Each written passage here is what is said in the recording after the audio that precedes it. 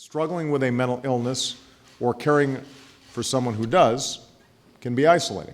And I think everybody here who's experienced the issue in one way or another understands that. It begins to feel as if not only are you alone, but that you shouldn't burden others with the challenge.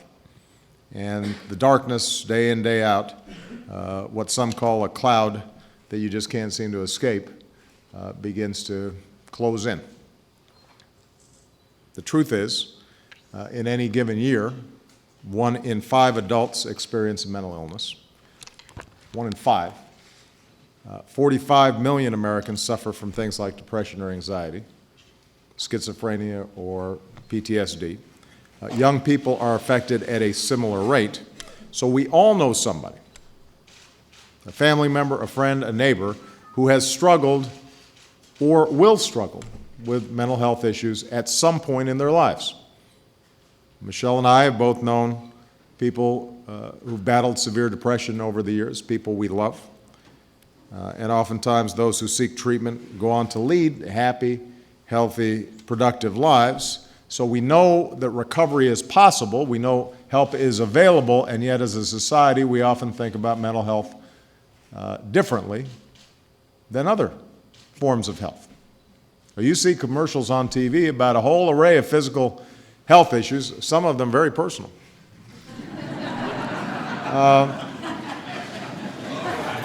And yet, we whisper about mental health issues and avoid asking too many questions. And the brain's a body part too. We just know less about it. And there should be no shame in discussing or seeking help for treatable illnesses that affect too many people that we love. We've got to get rid of that embarrassment. We've got to get rid of that stigma. Too many Americans who struggle with mental health illnesses are still suffering in silence rather than seeking help. And we need to see it that men and women who would never hesitate to go see a doctor if they had a broken arm or came down with the flu, that they have that same attitude when it comes to their mental health. And we see it in veterans who come home from the battlefield with the invisible wounds of war, but who feel somehow that seeking treatment is a sign of weakness, when in fact it's a sign of strength. We see it in parents who would do anything for their kids, but who often fight their mental health battle alone, afraid that reaching out would somehow reflect badly on them. We see it in the tragedies that we have the power to prevent. I want to be absolutely clear. The overwhelming majority of people who suffer from mental illnesses are not violent. They will never pose a threat to themselves or others. And there are a whole lot of violent people with no diagnosable mental health issues. But we also know that most suicides each year involve someone with a mental health or substance abuse disorder. And in some cases, when a condition goes untreated, it can lead to tragedy on a larger scale.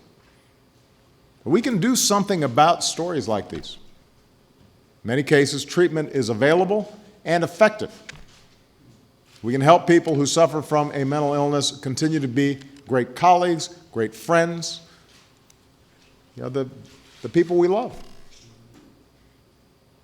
We can take out some pain and give them a new sense of hope.